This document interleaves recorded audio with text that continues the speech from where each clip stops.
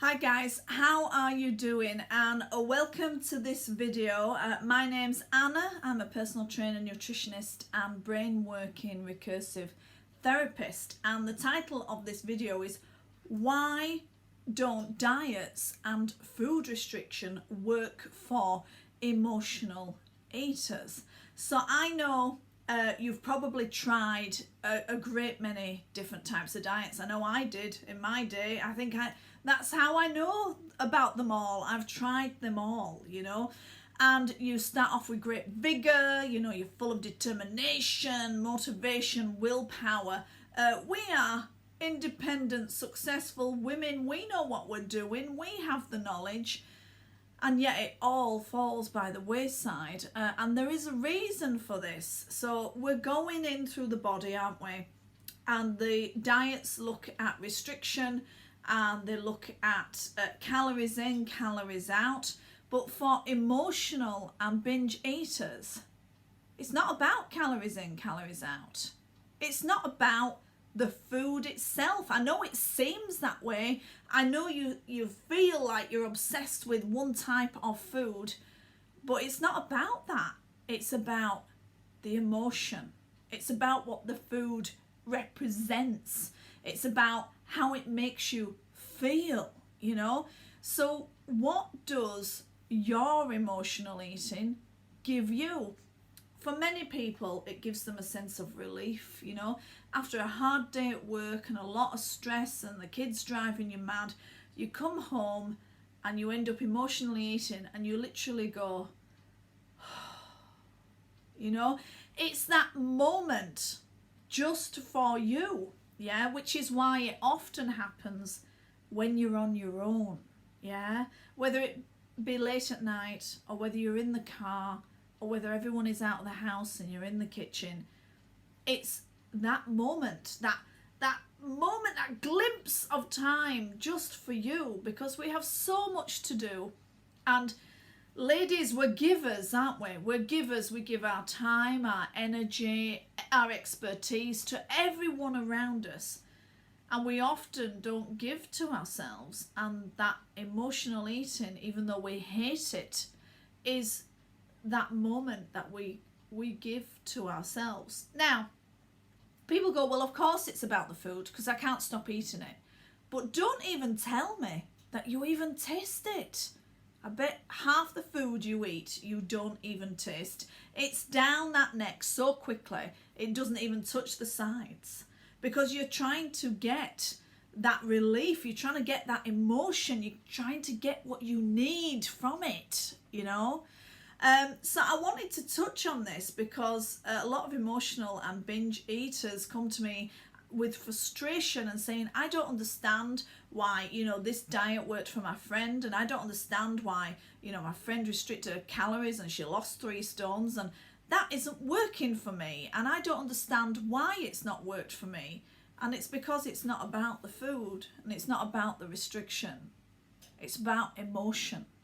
And it's about what the food represents rather than the food itself, And you can think about this for yourself. You can think about what it means for you personally. It might be a little bit different for each and every one of you. But I can guarantee that it won't really be about the food. Because when you take away the favourite food of choice from an emotional binge eater, they will go for any food that's there. It doesn't matter, because they're looking for the feeling from the food rather than the food itself. So I wanted you to think about this, because often on a day-to-day basis, we give ourselves permission to be overloaded, overwhelmed, overstressed. We give ourselves permission to binge. We give ourselves permission to be emotional. We give ourselves permission to be fat all the time. And we never really give ourselves permission to be slim. Have you ever given yourself permission to be slim? It's an interesting question, isn't it?